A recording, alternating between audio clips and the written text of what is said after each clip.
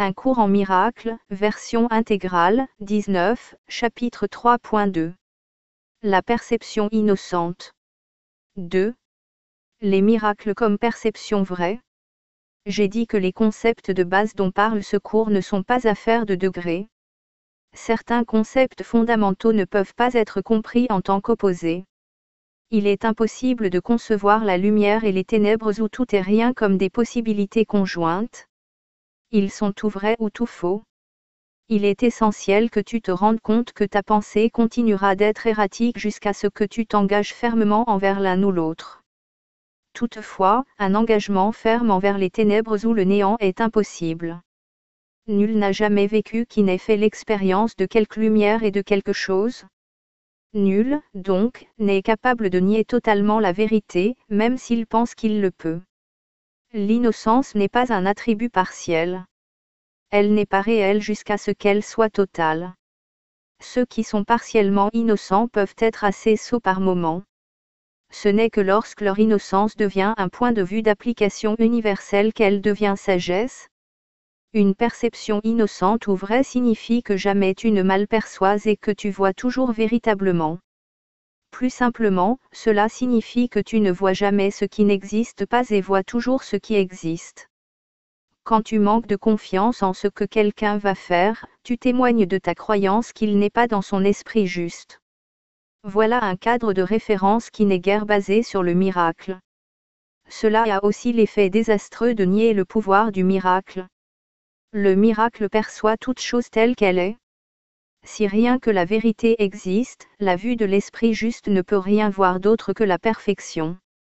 J'ai dit que seul ce que Dieu crée ou ce que tu crées avec la même volonté a quelque existence réelle. Cela, donc, est tout ce que les innocents peuvent voir. Ils ne souffrent pas d'une perception distordue. Tu as peur de la volonté de Dieu parce que tu as utilisé ton propre esprit, qu'il a créé à l'image du sien, pour mal créer. L'esprit ne peut mal créer que lorsqu'il croit qu'il n'est pas libre. Un esprit, emprisonné, n'est pas libre parce qu'il est possédé, ou retenu, par lui-même. Par conséquent il est limité, et la volonté n'est pas libre de s'affirmer.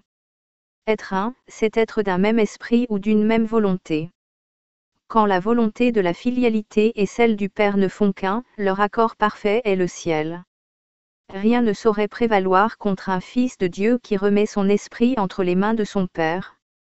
Ce faisant, l'esprit s'éveille de son sommeil et se souvient de son Créateur. Tout sentiment de séparation disparaît. Le Fils de Dieu fait partie de la Sainte Trinité, mais la Trinité elle-même est une.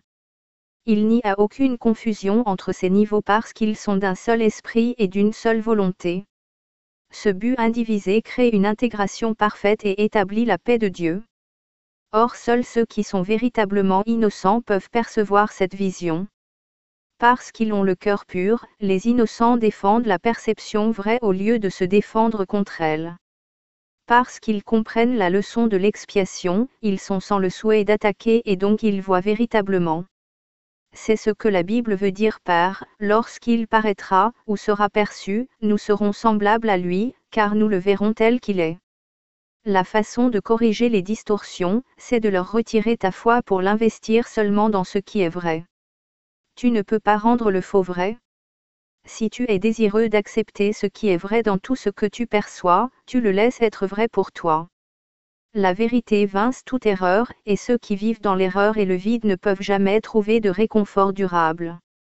Si tu perçois véritablement, tu annules simultanément les malperceptions en toi-même et en autrui.